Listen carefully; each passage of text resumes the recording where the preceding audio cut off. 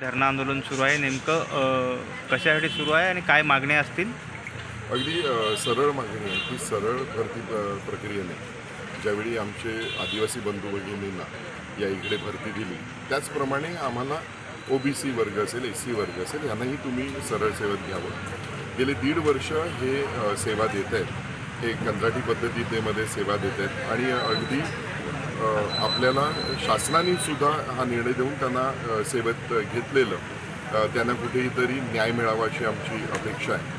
आणि त्याचबरोबर गेले 2017पासून या इकडे भरती बंद आहे, प्रक्रिया बंद आहे आणि गेल्या 2 प्रक्रियेमध्ये थांबल्यामुळे आमच्या OBC समाजावर जो अन्याय झाला आहे त्या अन्यायाला वाचा फोडण्याचं आम्ही काम करतो. काल सर आपलं शिष्टमंडळ काल मंत्र्यांना भेटलं, सचिवांना भेटलं, काय चर्चा झाली? आम्ही सकाळी शिक्षण मंत्री दादासाहेब भुसे यांच्याशी भेट घेतली.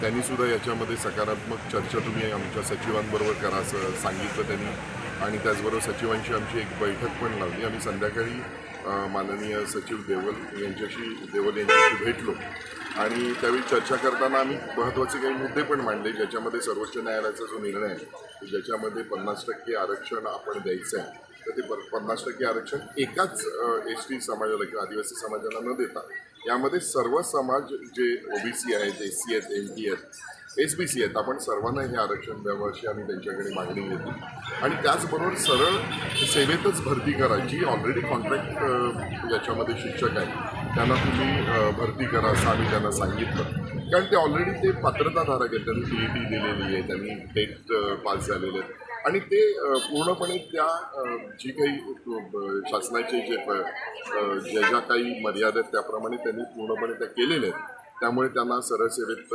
समाविष्ट करा अशी आमची त्यांना मागणी सांगितली आणि त्याबद्दल ते वरिष्ठांची चर्चा करून आम्हाला निर्णय देणार आहेत याबद्दल सांगितलं. याबद्दल काही षडयंत्र रचलं जाते का असं काही आहे? बघा लक्षात घ्या आमचा एक मोठा आरोप आहे की ज्यावेळी 800च्या वरती जे 846 जे विद्यार्थी भरले यामध्ये TET घोटाळ्यामधले 150 ज्यांच्यावर SIT चौकशी आहे ही सुद्धा लोक भरती झालेली आहे. त्यामुळे यामध्ये कुठेतरी काही काळंभिरं दिसतंय परंतु आमच्या लोकप्रतिनिधींवर आम्ही विश्वास ठेवतोय की आमचे माननीय खासदार आमदार याच्याबद्दल कारण फक्त या पालघरमध्ये फक्त एकच समाज राहत नाही, सर्व समाज आहेत, OBC समाज आहे त्यामुळे त्यांनाही न्याय देतील अशी आम्हाला अपेक्षा आहे.